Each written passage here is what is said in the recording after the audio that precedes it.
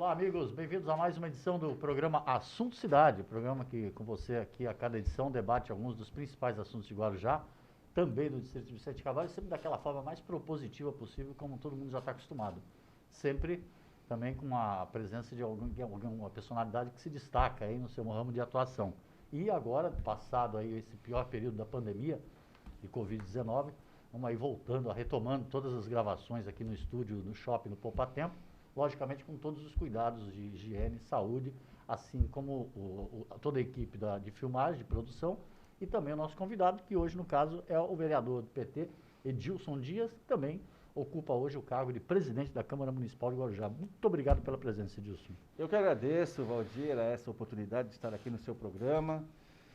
Quero cumprimentar a todos que estão nos acompanhando, tá? E dizer que é uma honra. Tá. Edilson, um ano de 2020 para lá de diferente, complicadíssimo. Né? Ninguém poderia imaginar que 2020, especificamente para o Guarujá, que nós também estamos vivendo a segunda tragédia do ano, né, que é a Covid-19. A primeira foi o desmoronamento dos morros também, que provocou uma comoção danada na cidade. Exatamente. E mostrou um problema crônico social. Né? Exatamente, né? Aquele problema já nos afetou bastante, não só na questão, né, do desmoronamento, mas pelo falecimento de dezenas de pessoas, né? Enfim, foi uma tristeza. A população do Guarujá se mostrou naquele momento bastante solidária, eu vi muita gente ajudando, né? Assim como os vereadores, as associações, os clubes de servir, as igrejas, né? Fizeram uma corrente do bem aí para a gente acalentar o sofrimento de muita gente, porque não foi só os morros, né, que foram afetados, a cidade inteira como um todo. Choveu muito, abundantemente, né, naquele período, e praticamente a cidade inteira sofreu com inundações. Passada essa tragédia, aí nós entramos logo na sequência na pandemia, né, que também trouxe diversas dificuldades para o cidadão comum e para os empresários, sejam eles pequenos, médios, né? Os ambulantes, os quiosqueiros, os comerciantes que têm o seu botequinho, o seu barzinho, os médios empresários que têm suas lojas, enfim, um sofrimento muito grande. Mas a gente vai atravessar, como já atravessamos até aqui, e tenho certeza que sairemos dessa mais fortes. Como é que você viu a condução desse processo? A gente vai falar principalmente da pandemia, logicamente, né, que cerceou aí algumas liberdades individuais. Como é que você viu a condução desse processo por parte dos governos? Fique à vontade se você quiser analisar só o governo local ou no amplo aí, um poder central, federal até. Nós tivemos aí um grande problema, tivemos não, estamos tendo ainda, né? De um lado você tem os governadores e os prefeitos nos municípios lutando para promover um maior grau de isolamento que é necessário, obviamente, isolamento esse adotado após avaliações técnicas de profissionais da saúde, né, que determinam que o isolamento é o modo mais eficaz de você inibir a proliferação desse vírus e de contágio de mais pessoas. E de outro lado você tem um governo federal que negou a pandemia, continua negando ainda a gravidade desse problema. Obviamente que você tem o caos social, o custo social disso, o custo econômico disso, que para você manter as pessoas em isolamento, as atividades dessas pessoas, sejam do trabalho, seja do comércio, aqueles que são empresários, fica bastante difícil, né? E as pessoas precisam levar o pão para sua mesa, para sustentar a sua família. Então a gente viveu momentos aí de grandes dificuldades, né? Eu acho que a atuação do governador do estado, aqui de São Paulo, e a atuação do prefeito no que diz respeito à promoção do isolamento, né, para proteger as pessoas, eu acho que as medidas foram adotadas corretamente, né? Faltou um maior suporte por parte do governo federal, que é quem tem essa incumbência. Os municípios e os estados não conseguem ajudar financeiramente, não só as pessoas físicas, como as pessoas jurídicas, que são as empresas, porque os orçamentos estaduais e os orçamentos municipais, eles são bastante restritos. Agora, o governo federal é quem tem essa incumbência, até porque a Caixa Econômica, o governo federal tem o Banco do Brasil, governo federal tem o BNDES para incentivar, para incrementar as atividades das empresas. E tem a Casa da Moeda, né? O governo federal tem a Casa da Moeda, que pode imprimir moeda, mesmo que gere um pouco de inflação, mas isso no período de baixo consumo, eu não vejo nenhum problema de se imprimir a moeda. O governo federal tem o depósito no Banco Central dos compulsórios do banco, são trilhões de reais que estão lá parados, eles poderiam usar parte desses compulsórios. O governo federal tem 360 bilhões de dólares de reservas internacionais, 90% dessas reservas acumuladas no governo Lula e Dilma, ele pode usar parte dessas reservas para incrementar. E a gente vê o Congresso Nacional, o governo federal de um lado, sendo ineficaz nessas ajudas. Graças a Deus nós temos o Congresso Nacional que tomou a frente, tanto a Câmara quanto o Senado. E se você fizer uma observação mais crítica, a Câmara e o Senado é quem tem aprovado projetos para ajudar o comércio, para ajudar os empresários, para ajudar as pessoas. Eu lembro que o governo federal mandou um projeto para a Câmara para instituir o auxílio emergencial, esse famoso auxílio, de R$200. Os partidos de esquerda que pressionaram o Rodrigo Maia, presidente da Câmara, que fez uma articulação, comprou a briga e acabou se fechando e aprovando esse valor de R$600. Mas se dependesse do governo federal, seriam R$200. Então, eu acho que fica difícil enquanto os governadores e os prefeitos lutam para manter o isolamento, mas o governo federal não dá as ferramentas necessárias para que as pessoas possam ficar em casa sem que tenham o pão de cada dia e para os empresários manterem as suas portas fechadas, mas também tendo a ajuda do governo federal. Eu acho que foi muito tímida a atuação do governo federal e as ajudas que foram propostas pelo governo, não pelo Congresso, foram, na minha opinião, foram ineficazes. Por isso, essa agonia que a gente vivenciou, essa agonia que a gente vive até hoje, de querer voltar às atividades o mais rapidamente possível, porque as pessoas não estão aguentando mais ficar no isolamento. E as empresas não estão, os empresários não estão aguentando manter o seu comércio fechado. Essa polarização aí, que já vem de algum tempo já no Brasil, no país inteiro, entre grupos ideológicos diferentes, né? Acabou contaminando também a luta, o combate à pandemia nos momentos mais críticos, né? E geralmente aquele que é contra um determinado segmento, ele atribui tudo de negativo à classe política, se é aquela classe política que ele não concorda, né? No plano local, isso também houve muito, a gente notou, deu para perceber muito em redes sociais, críticas da população à atuação do poder local, né, do prefeito. O prefeito mandou fechar a praia, mandou recolher prancha de surf, mandou isso, mandou aquilo. E também teve muita cobrança assim, com relação aos vereadores. Assim, como é que você viu aí esse pior momento aí da pandemia com relação à percepção da população em relação ao que os políticos fazem? Olha, em relação à pandemia, né, a Câmara Municipal acabou fazendo a sua parte. Nós estamos à disposição do Executivo, como já aprovamos leis mandadas pelo Executivo para combater o coronavírus, não só a implantação de leitos no Hospital Santo Amaro, mas a destinação de emendas parlamentares para o combate ao Covid. Buscamos recursos, eu busquei recursos com o nosso deputado estadual, Enio Tato, para que a Prefeitura pudesse comprar EPIs para os funcionários da saúde. Estamos doando recursos, né, do nosso próprio salário ao Hospital Santo Amaro, também para que o hospital compre EPIs para os funcionários da saúde. Mas a questão do isolamento, né, não passa muito pela Câmara. Aliás, não passa pela Câmara. O isolamento é via decreto do Executivo. É o gestor que atua, né? E, na minha opinião, tem adotado as posturas, as decisões corretas no que tange ao isolamento. O problema que eu vejo e a crítica que eu faço é em relação à fiscalização. A fiscalização que é exercida pelo poder público por conta do isolamento. Eu tenho observado fiscalizações muito enérgicas, né? Eu acho que o comportamento, não de todos, mas de uma parte daqueles que fiscalizam, um comportamento um pouco até arrogante, em tratar as pessoas que, obviamente, rompem o isolamento, mas tratá-los como se fossem criminosos. Isso não é não é admissível, vamos dizer assim. Eu acho que você pegar um surfista na praia, quebrando o isolamento, você encostar no surfista, convencê-lo, conversar com ele, olha, você está rompendo o isolamento, existe um decreto, você tem que obedecer. Agora, você mandar várias viaturas, né, vários agentes municipais para ir pegar um surfista para tomar a sua prancha, quer dizer, eu não estou aqui culpando esses profissionais, mas acho que o comando é quem dá a ordem, é que está equivocado.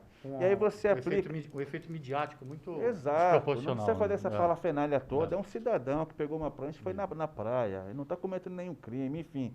Outra coisa é a multa, são umas multas que estão sendo impostas e que foram impostas a diversos comerciantes, a diversos empresários, né, por estar com meia porta aberta, às vezes está servindo 3 pessoas e eles acharem que aquelas 3 pessoas que foram pegar o delivery estão ali sendo atendidas na hora, enfim.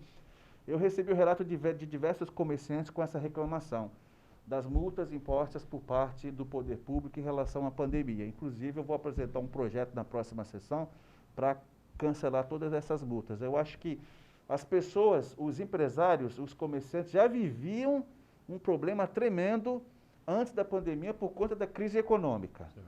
Já vinham passando um sufoco tremendo. Já não era aquela Aí entra a pandemia, acabou todo o faturamento desse pessoal. E ainda a prefeitura vai lá e para acabar de complicar, mete multa em cima desse pessoal. Quer dizer, é para acabar com eles. Então, eu não concordo, não. É possível uma lei nesse sentido? É possível uma lei aprovada pela Câmara para anistiar as multas em relação à pandemia. Certo. Eu acho que isso é ponto crucial. Na última sessão, eu apresentei, inclusive, uma indicação para que a prefeitura não cobrasse a taxa de licenciamento e funcionamento dos comércios, o alvará, o alvará das empresas. Porque o alvará tem comércios que pagam ao longo do ano. Uhum. Os ambulantes pagam à vista. Tem a taxa de uso e ocupação do solo, dos quiosqueiros, enfim.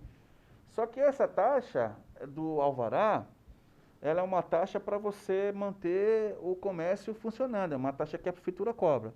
Ora, se a mesma prefeitura que te concedeu autorização de funcionamento, ela vai lá, publica um decreto e diz que você tem que fechar, ela está caçando o alvará.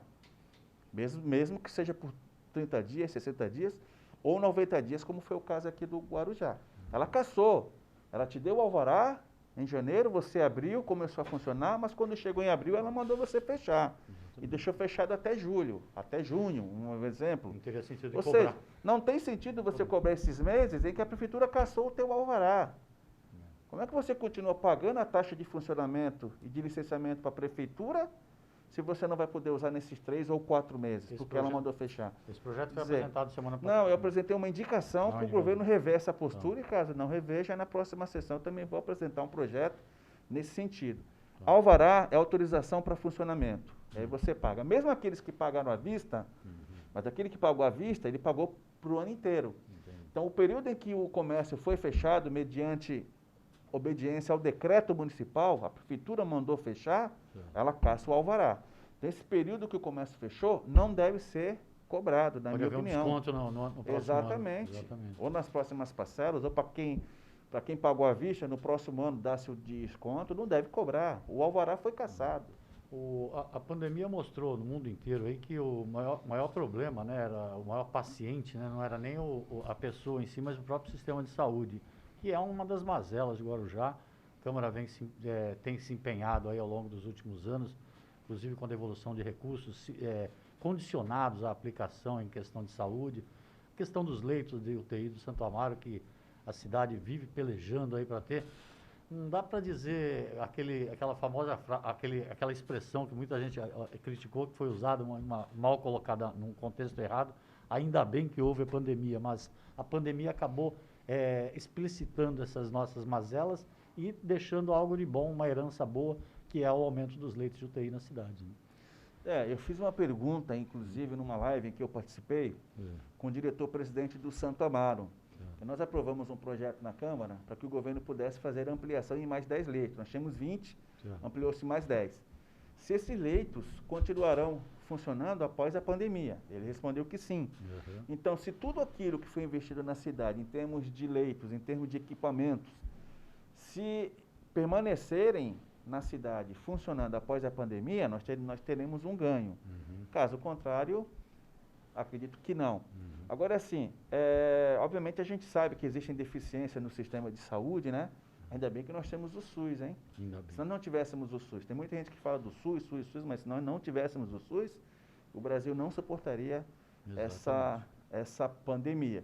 E uma coisa boa que a gente pode extrair, né, dessa luta toda, de todo esse flagelo, é a questão que hoje está claro para todo mundo, essa questão ideológica que você fala, né? Quem é de esquerda defende uma maior participação do Estado, né? Um Estado que possa interferir na sociedade, inclusive ajudando a própria sociedade. Os liberais, os de direita, querem o Estado esvaziado, né? Não querem presença alguma do Estado na economia, na infraestrutura, na sociedade, enfim. E a pandemia mostrou que aqueles que são de esquerda têm razão. Não adianta largar todos os setores, todas as ações nas mãos do mercado. Nós temos que ter Estado, o Estado tem que estar presente. Toda ajuda que nós temos recebido, que a população tem recebido, que os empresários têm recebido, veio do Estado. A iniciativa privada acaba ajudando muito pouco, né? Então, essa reflexão que eu queria deixar e dizer, né, que todas as ações do nosso partido, imagine se nós não tivéssemos o Minha Casa Minha Vida, se nós não tivéssemos o fortalecimento do SUS, se nós não tivéssemos o ProUni, se nós não tivéssemos, né, as obras do PAC espalhadas por toda a cidade aqui por todas as cidades aqui da região. Hoje eu estava conversando com uma pessoa e fez uma lembrança que é verdade. As únicas 2 obras habitacionais que nós temos na cidade hoje, que é o Parque da Montanha e o Cantagalo, ainda são projetos da época do PT, do governo federal do PT, do Lula e da Dilma. PAC 1 e PAC 2. PAC 1 e 2, ou seja, quando essas obras acabarem, nós não teremos outras aqui, porque até agora eu não vi lançar nenhuma outra obra, nenhum anúncio de nenhum outro empreendimento habitacional, a não ser esses que estão aqui na cidade, que é o PAC 1 e o PAC 2. Cantagalo e Parque da Montanha. As UPAs que foram construídas na cidade, governo federal do PT, o SAMU, governo federal do PT. Então o Estado tem que estar presente sim. Não pode deixar o Estado na mão do mercado. A questão do auxílio emergencial provou exatamente isso, né? Se tem as pessoas então com alguma margem para não passar fome, ainda é o auxílio emergencial. Imagina se nós não tivéssemos auxílio emergencial, esse país ia virar um caos. Porque as pessoas não vão ficar em casa sem ter o que comer. Outra dessas mazelas, a gente não vai nem fugir do ambiente da saúde pública, que a cidade sempre conviveu, que é a falta de água, se mostrou ainda mais cruel durante a pandemia, onde lavar as mãos é um ato obrigatório toda hora. Quer dizer, colocou Guarujá num nível aí de cidades de 4º mundo, né? Onde a simples torneira não funciona, né? O que a Câmara pode fazer ainda em relação a isso, ou o que já está fazendo com relação a esse contrato firmado aí por... Olha, a Câmara, 30 anos, né? A Câmara aprovou um projeto em 2018, no qual foi possível o governo municipal celebrar um contrato com a Sabesp por 30 anos e com a obrigatoriedade da Sabesp investir quase 900 milhões de reais. Né? E esses investimentos logo nos primeiros anos de contrato. Cabe à Prefeitura fiscalizar, né? Eu já repassei cópia desses contratos aos vereadores, mandei para todos eles. Cabe à Prefeitura fiscalizar e fazer a Sabesp cumprir. Passou da hora da gente ser mais enérgico com a Sabesp, obviamente o Executivo, que a Câmara, quem faz a gestão desse contrato é o Executivo, em penalizar de fato a Sabesp, para que esse desrespeito com a cidade cesse uma vez por todas, né? A gente vem acompanhando aí ao longo de muitos anos, né? A gente luta contra a fila da balsa, mas a fila gigantesca que a balsa se forma, né? E a gente luta para a vinda da ponte aqui para a Baixada, ligando Santos e Guarujá, a gente luta para a implantação do aeroporto, a gente luta contra a falta de água. Essas coisas precisam começar a serem resolvidas. É inadmissível, no século XXI, inclusive porque fizeram uma obra aqui na Tiago Ferreira e disseram que essa obra concluída, a falta de água iria cessar. E logo após a conclusão dessa obra, Os relatos são não que tem água, quer dizer, é um absurdo. Nós estamos terminando esse ano de 2020, você vai completar aí 4 anos como presidente da Câmara de Guarujá.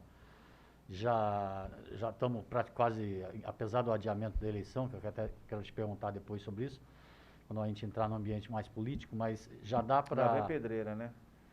já estamos quase entrando num novo período eleitoral municipal.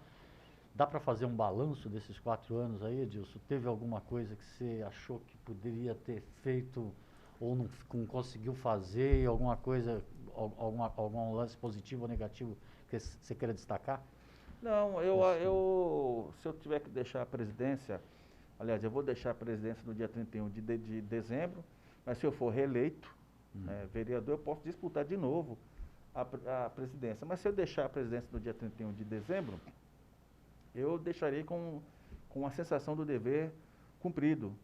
Porque quando nós assumimos a presidência da Câmara, quando eu digo, a mesa diretora, a nossa equipe, quando nós assumimos em 2017, era uma Câmara, hoje é outra, né?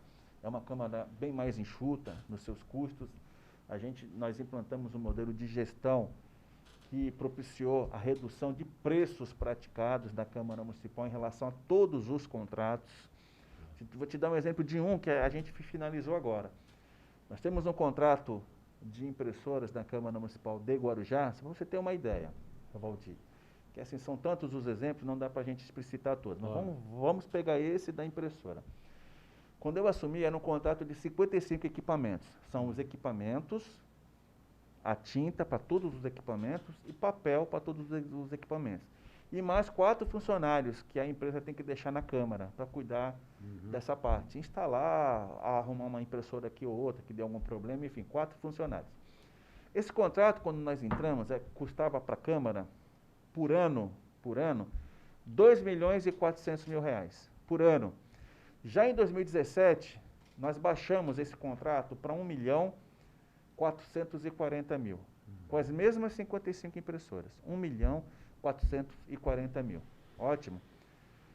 Agora, recentemente, esse contrato venceu, nós fizemos uma outra licitação e esse contrato baixou para R$ 1.048.000.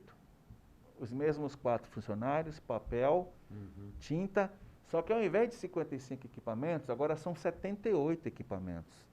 Nós aumentamos o número de impressoras. Por que nós tivemos que aumentar? Porque nós temos agora os menores aprendizes do camping, nós temos estagiários que nós contratamos e nós temos os funcionários novos que foram contratados através de concurso público. A Câmara não realizava concurso público há 20 anos e nós fizemos o concurso de 2018 e 2019.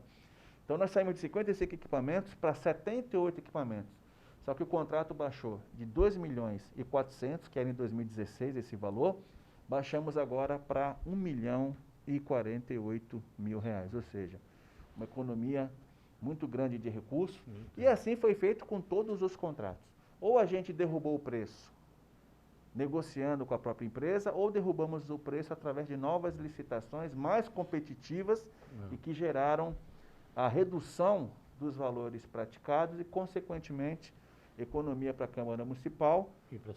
E isso possibilitou a gente retornar para a Prefeitura, devolver para a Prefeitura 4 milhões em 2017, 6 milhões em 2018, 6 milhões e meio o ano passado, e esse ano serão 8 milhões revertidos aos cofres da Prefeitura. Quase 25 milhões em 4 anos. Isso eu posso afirmar, eu agradeço aqui todos os vereadores pelo apoio, a mesa diretora, os funcionários da casa, a nossa equipe. Isso nunca foi feito na cidade de Guarujá. A Câmara será passada para o próximo presidente, uma Câmara enxuta. Hoje nós temos fiscais de contrato, gestores de contrato, nós temos controlador, que é um auditor permanente que existe na Câmara hoje.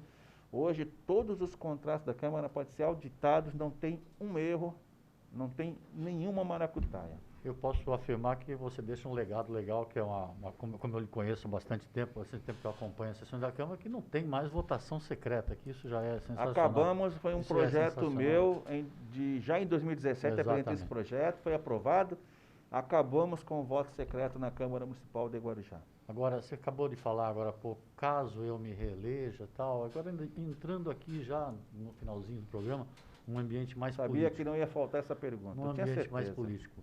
Edilson Dias é um expoente do PT na região, né, inclusive pelo cargo que ocupa e também pelas votações. Nós temos uma eleição totalmente diferente pela frente, sem coligação proporcional, por exemplo, que é aquilo que sempre acaba dando uma margem aí, de vantagem para alguns partidos ou candidatos.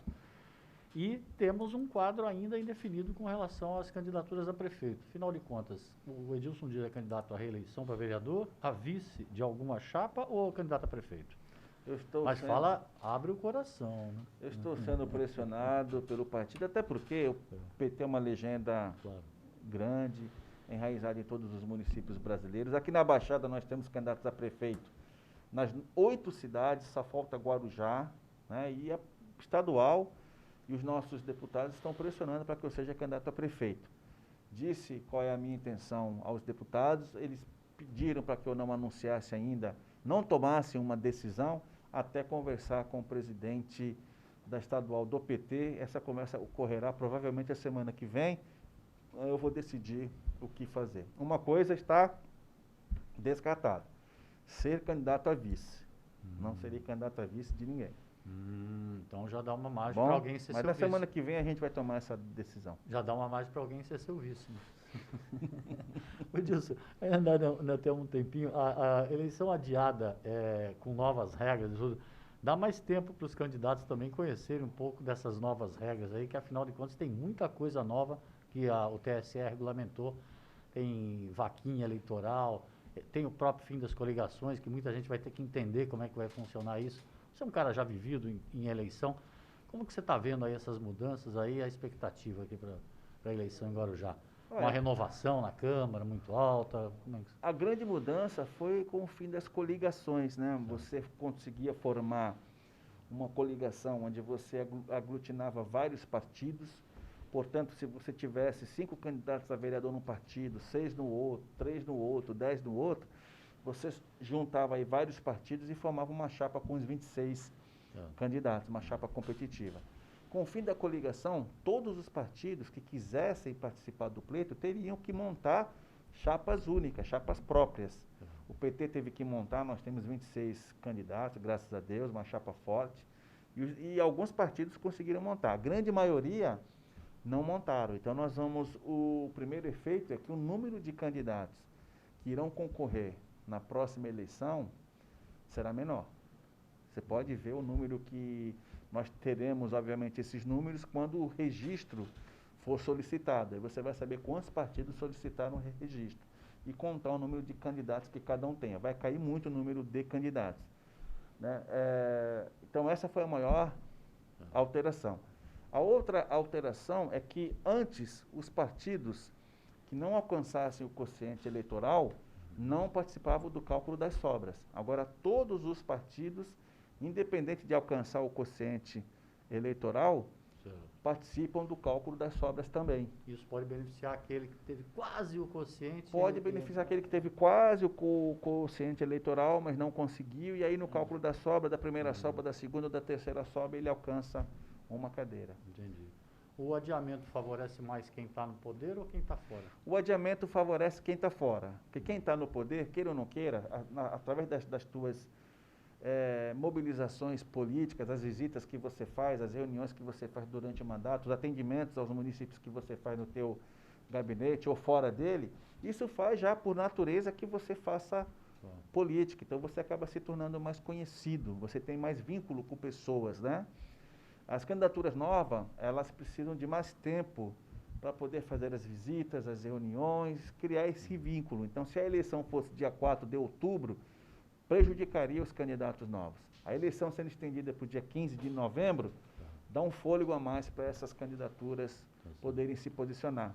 Muito embora a gente não saiba ainda se vai dar para a gente fazer campanha de rua plenamente, como nas eleições anteriores, ou se nós vamos ter que fazer a campanha mais fortemente nas redes sociais. Definitivamente não vai ser uma campanha de aperto de mão, né?